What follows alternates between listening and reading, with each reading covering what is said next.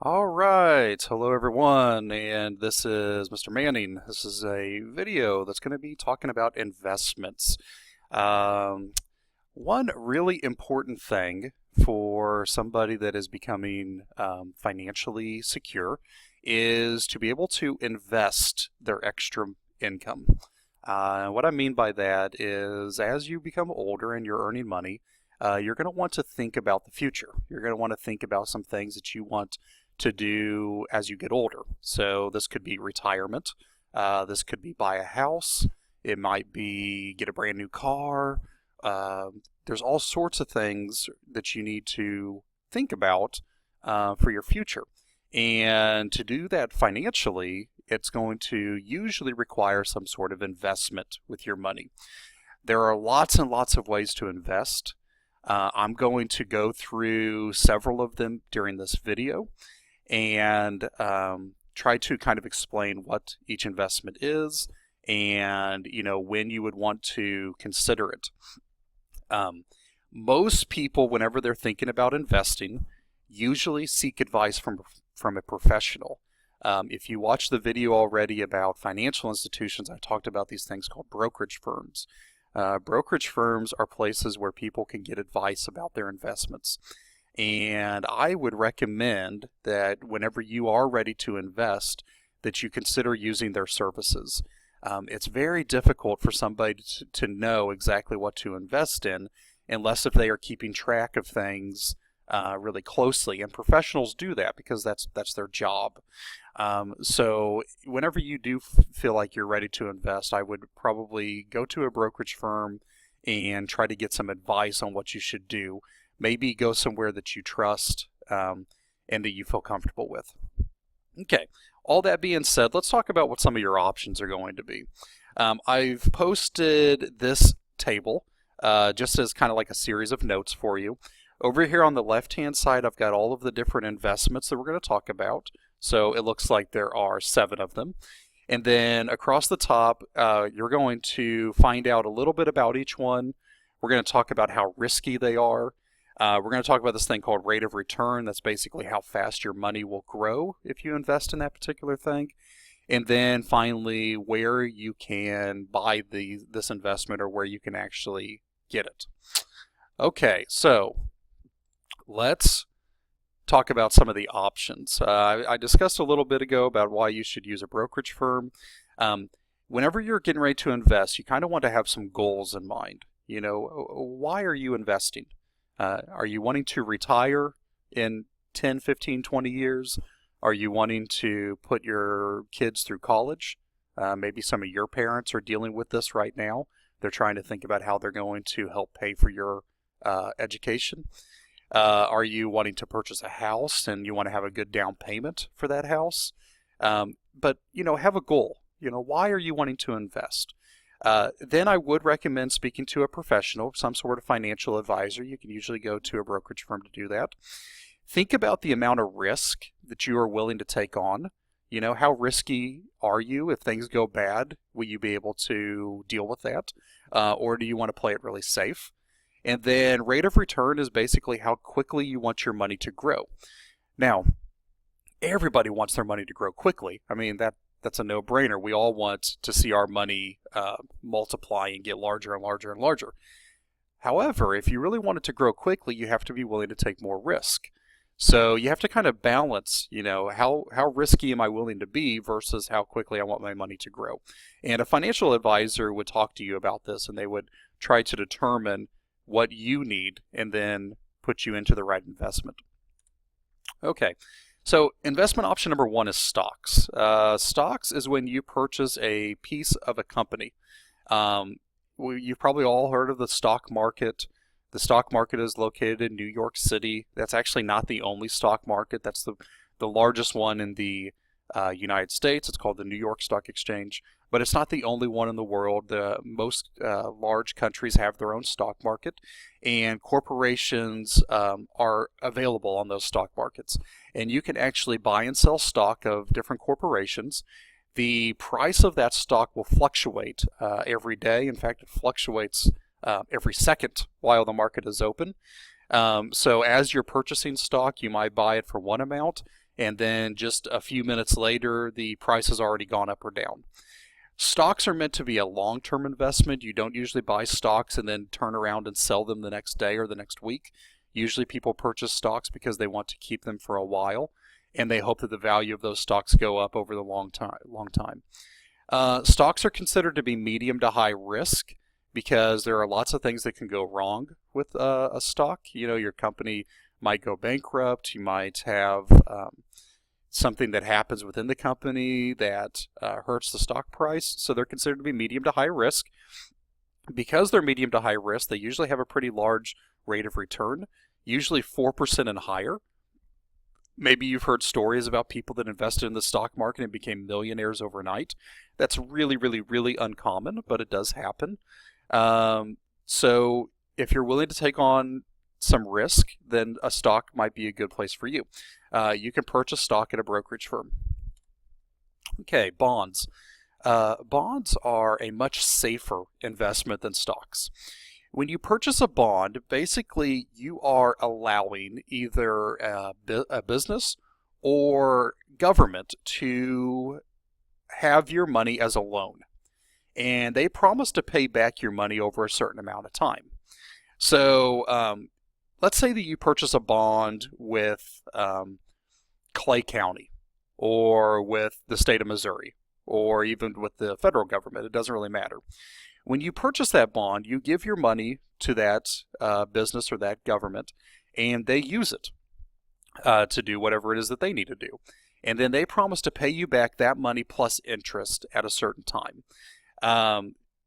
When they pay you back is called the maturity date. So it could be usually somewhere between 1 year and 30 years. The longer that you allow them to have the money, the more money that they're going to give you back. So your money is going to grow larger the longer you allow them to have it. Usually the percentage rate is pretty low, but it's also pretty safe. Generally on a bond, it's pretty safe that you're going to get your money back whenever the bond matures. The face value of the bond is basically how much money you're going to receive whenever the bond does mature. So here's kind of how a bond works. Let's say you buy a $1,000 bond and it matures in 5 years. Well, whenever you purchase that bond, you actually don't pay $1,000. You're going to pay an amount less than that. But then you have to wait 5 years. And after the 5 years is up, the person that you bought the bond from is going to give you $1,000. So you get more money than what you originally paid, but you had to wait 5 years to do it. However, it's a fairly safe investment. A lot of people use bonds. Like I said, they're low to medium risk. Most of the time, the rate of return is somewhere between 4% and 8%. So you're going to get about 4% to 8% growth on your money. And you can get these bonds through a brokerage firm, or a lot of times people can actually just purchase them directly from the business or government themselves. Okay, mutual funds. Mutual fund is an investment where a lot of people, it can sometimes be hundreds of people, maybe even thousands of people, combine their money together into one really large fund. And they use that really large chunk of money or fund to purchase a really wide variety of investments. So they might buy stocks, they might buy bonds, they might buy real estate, they might even buy things like gold and other precious metals. And this is called diversifying their money. Basically, it's the old saying, and maybe you've heard this before, your parents or grandparents have said this, that you don't want to put all of your eggs in one basket. And what that means is that if you spread your money out into a whole bunch of different investments, it's going to be safer. Because if one thing goes bad, you still have all of the other things that are fine to help keep you safe. So that's kind of what a mutual fund is. Not only are you sharing your funds with other people, but you're also investing in a whole bunch of different things so that if something goes bad, the majority of your money is still safe. Some advantages of a mutual fund is usually professionals select what to invest in, and hopefully the professional knows what they're talking about and they choose really good things to invest in, and they have a pretty low risk. Mutual funds are purchased like stock. You actually buy them in shares.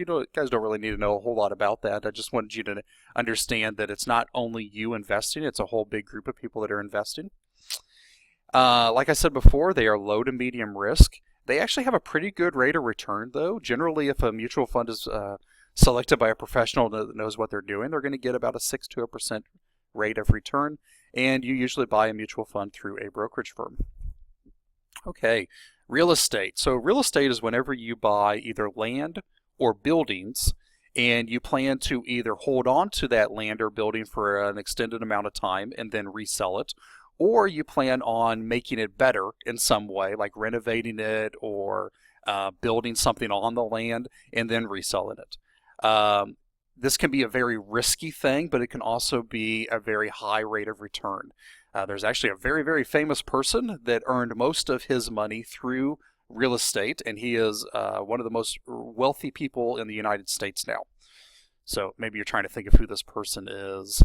He has a television show. He has very good hair. Okay, if you haven't guessed it by now, it's Donald Trump. Donald Trump actually was known to make most of his money through real estate investments. He buys and sells properties, purchases them, renovates them, makes them better, and then resells them for a profit. I put a picture of a house here because most people think of when they purchase their home to live in that it is an investment, and it is. Most homes do go up in value. So when somebody buys their house, not only are they buying it for a place to live, but they're also buying it as an investment. Okay, I said earlier it's medium to high risk. There's a lot of things that can go wrong with real estate. I put a lightning bolt here because weather can affect your real estate. Rate of return, usually 4% and higher, depending on how risky or what you're doing with the real estate. When you purchase a home to live in, the rate of return is kind of low because it's fairly safe. But if you're buying some sort of other real estate investment, it could be higher. And you can usually buy this like at a real estate agency or through a brokerage firm. All right, gold. So maybe you've heard the commercials on TV that you should buy gold because that's a really good investment and the price of gold is going up and so on. I did put gold here, but it does include all sorts of precious metals. So it does include silver and diamonds and gems and all sorts of things. Gold is sometimes known as being a very safe investment because it is valuable for what it is. Gold is pretty much always going to be valuable, but it does fluctuate in price. In fact, it fluctuates depending on what's going on in the world. So if there is a lot of unrest in the world, like maybe there's a war happening or there's just been a terrorist attack or something really bad going on, then generally the price of gold goes up because people are scared about what's going to be in the future. But if things are really nice and calm and the economy is good and everything's going well, then the price of gold actually goes down because people aren't so scared about what's going to happen in the future. Gold is a very low risk investment. I already talked about that. Usually the rate of return is about 2 to 5%.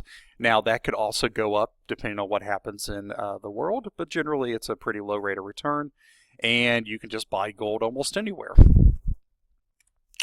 All right, the very last one I want to talk about, guys, is collectibles. So maybe you collect something. I used to collect baseball cards when I was younger, but maybe you collect stamps or coins, or people collect artwork or antiques and so on.